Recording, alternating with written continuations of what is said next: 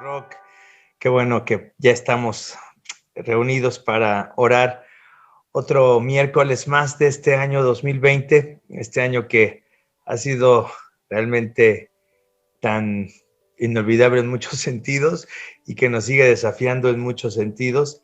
De verdad, qué bueno que podemos seguir en oración y ya llevamos meses haciendo esto y la verdad qué bendición cada miércoles poder estar juntos. Así es que le damos gracias a Dios por la vida de todos los que ya están.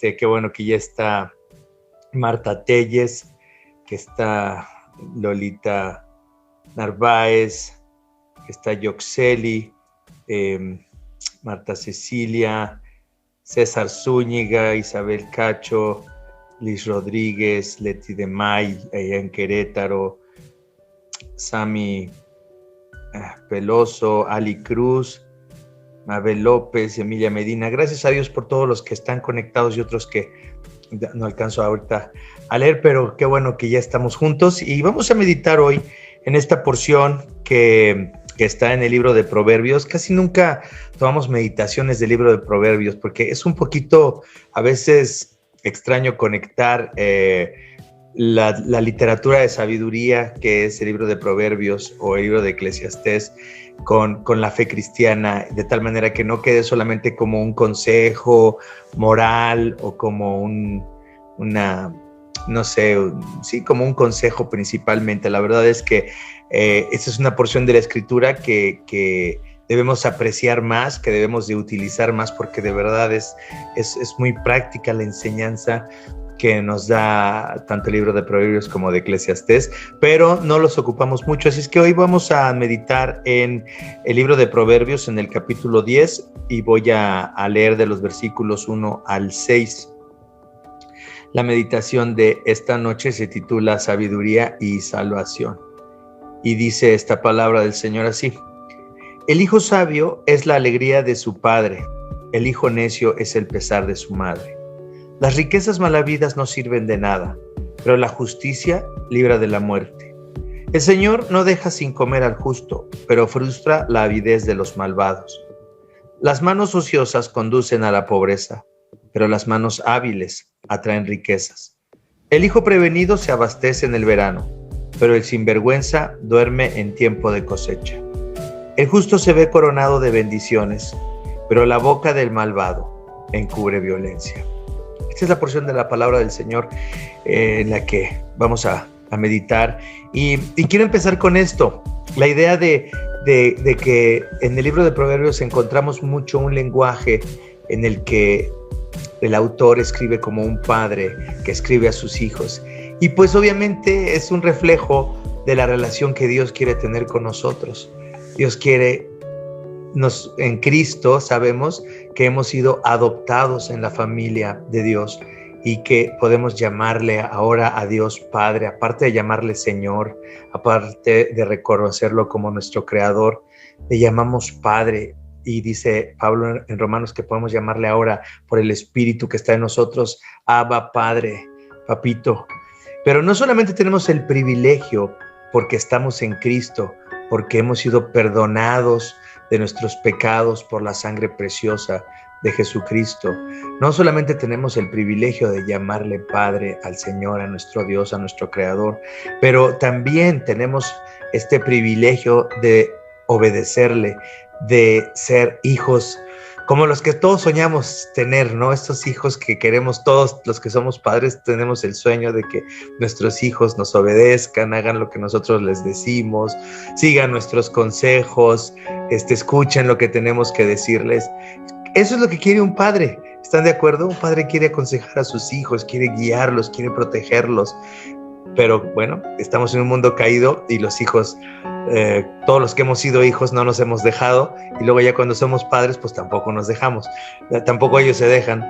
Pero aquí dice: el hijo sabio es la alegría de su padre, pero el hijo necio es el pesar de su madre. Entonces tenemos que entender que esta es una realidad también en nuestra relación con Dios, que podemos ser hijos que traigan alegría a Dios, que honren a Dios y que realmente sirvamos para las causas del Señor.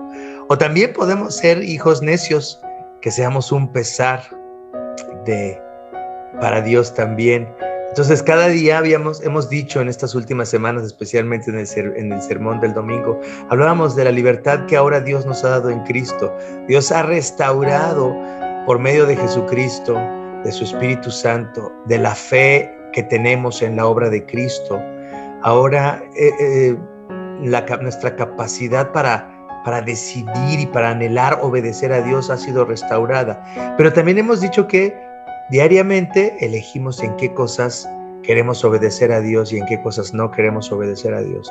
En qué pensamientos honran a Dios y qué pensamientos no honran a Dios.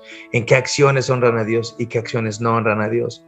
Y nadie nos ve, nadie sabe muchas cosas. Nosotros tenemos la oportunidad de arrepentirnos de algo malo o de no hacerlo. Entonces, así como nosotros ya en la fe cristiana, ya lavados de nuestros pecados por causa de Jesucristo, de su vida, de su muerte y de su resurrección, habiendo confesado que Jesucristo es nuestro Señor y Salvador, cada día decidimos si honrar a Dios o no honrarlo, si leer la Biblia o no leerla, si orar con otros o no orar, si orar en privado o no orar. Es una decisión que tomamos, pero tenemos que recordar esto, que también delante del Señor podemos ser alegría para nuestro Padre o podemos ser un pesar para Él. Las riquezas malavidas, dice, no sirven de nada, pero la justicia libra de la muerte. ¿Y de qué nos habla este versículo? Nos habla de otro aspecto de nuestra fe cristiana. Dios conoce nuestros corazones, sabe que todos queremos seguridad, sabe que todos queremos tener el pan asegurado. ¿Están de acuerdo? Todos los seres humanos que yo conozco piensan en su futuro, piensan en asegurarse el trabajo, piensan en asegurarse el dinero que tiene que venir cada quincena o cada semana o cada mes. Pero qué fácil es poner nuestra confianza en lo material, qué fácil es poner nuestra confianza en el dinero. Y dice aquí, las riquezas malavidas no sirven de nada. Y no tenemos que tener riquezas malavidas por haberlas robado para pecar en este sentido, pero simplemente el hecho a veces de que pongamos nuestra confianza una vez y otra vez en las cosas de este mundo, que busquemos nuestra seguridad en nuestra cuenta bancaria, en nuestra pensión, que estemos siempre viendo que necesitamos más para nosotros y nunca tengamos nada para compartir con los demás. Entonces quiere decir que también esto es algo que para Dios es muy importante. ¿Por qué? Porque Dios sabe que la naturaleza caída de los seres humanos por naturaleza nos lleva a poner nuestra confianza en el dinero. Dice, pero la justicia libra de la muerte. ¿Cuál es la justicia? Bueno, obviamente sabemos que no hay justo ni aun uno. No es una justicia de que haya una persona, un hombre o una mujer que sea justo, que nunca peque, no. Pero ahora entendemos nosotros como cristianos que la justicia que recibimos es esa justicia que Cristo logró por su obediencia al Padre, por cumplir con la ley perfectamente delante del Padre, por amar al Padre con todo su corazón, con todas sus fuerzas, con toda su mente, por amar a todos los que lo rodeaban como a Él mismo. Entonces, al ser Cristo un hijo obediente, Cristo fue justo, fue perfecto, y ahora nosotros que venimos a la fe en Cristo, nos apropiamos por la fe de esa justicia de Cristo.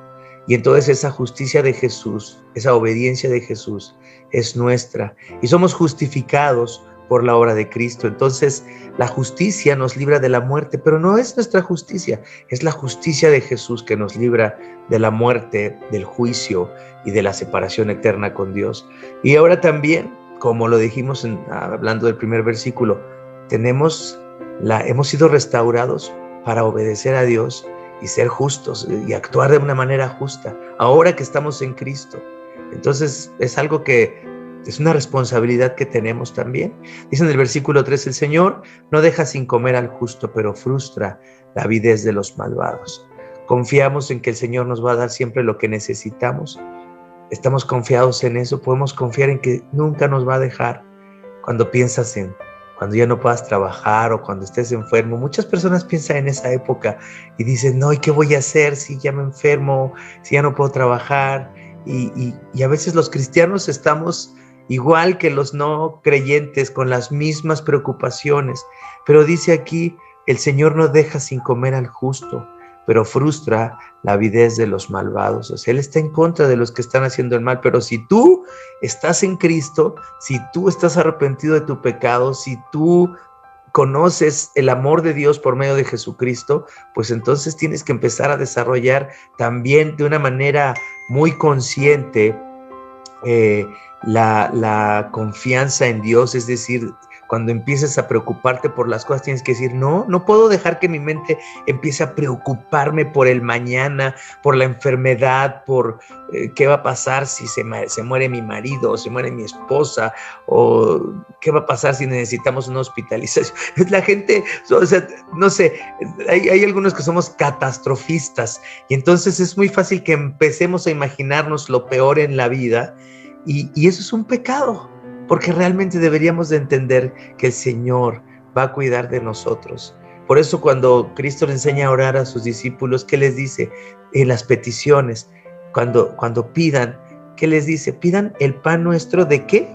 De cada día. Eso es lo que debemos de pedir, ¿no? El pan mío hasta que me muera, Señor. O sea, quiero tener una reserva de pan que yo pueda verla y que pueda yo sentirme confiado. No, Cristo dice, pidan el pan nuestro de cada día.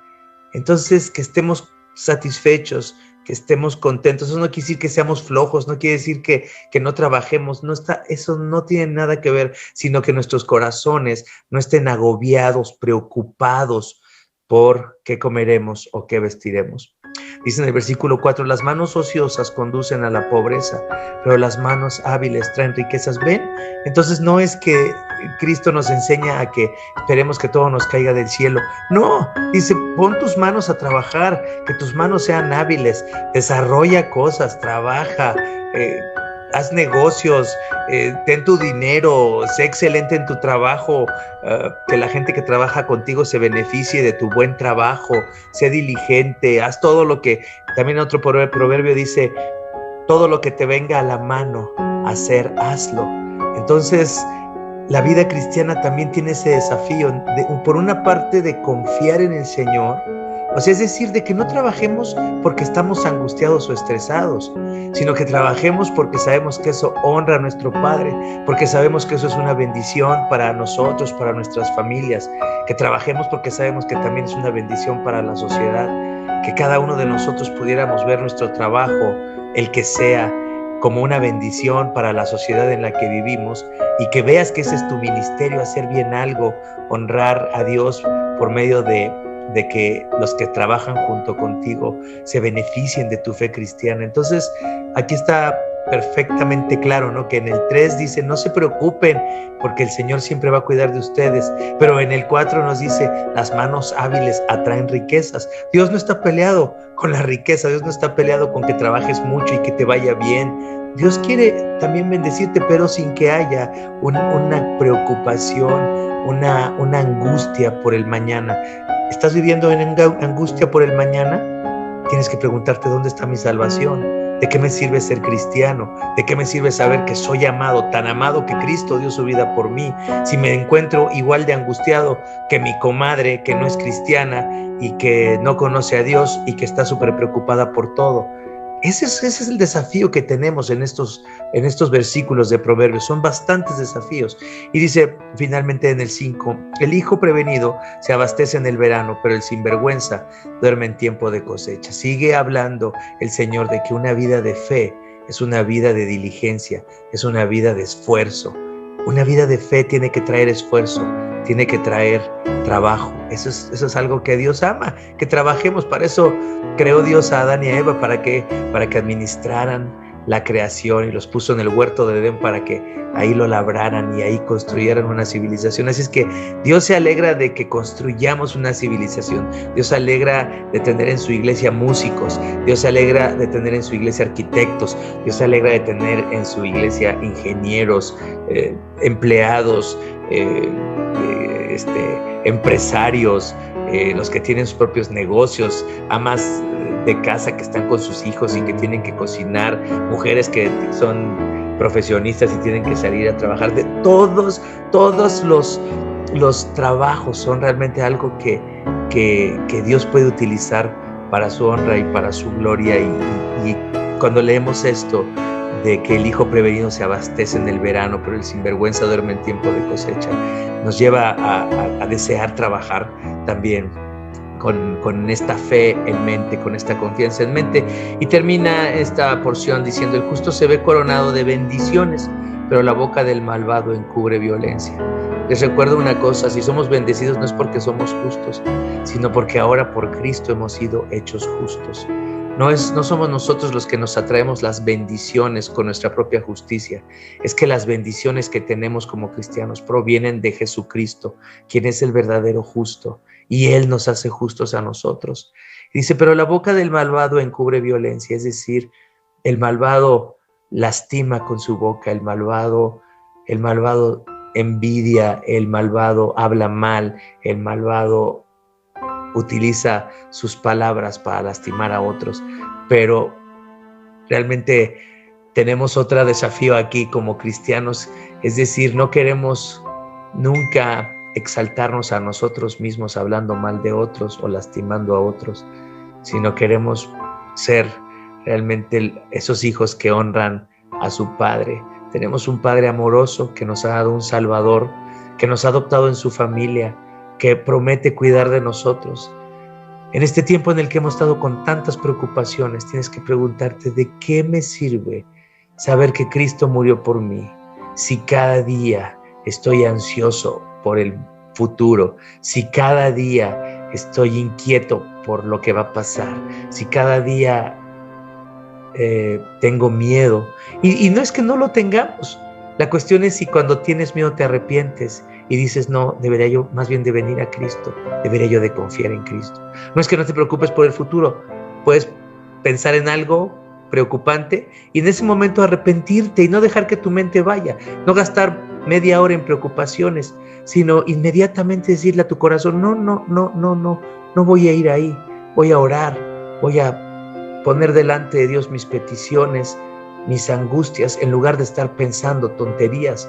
Es decir, creo que estas palabras de Proverbios son una exhortación muy clara a que busquemos el refugio en la salvación que tenemos nosotros ahora en Cristo. Esto se escribió antes de Cristo, pero nosotros entendemos que la salvación nos ha sido dada en Cristo y que podemos confiar en el Señor.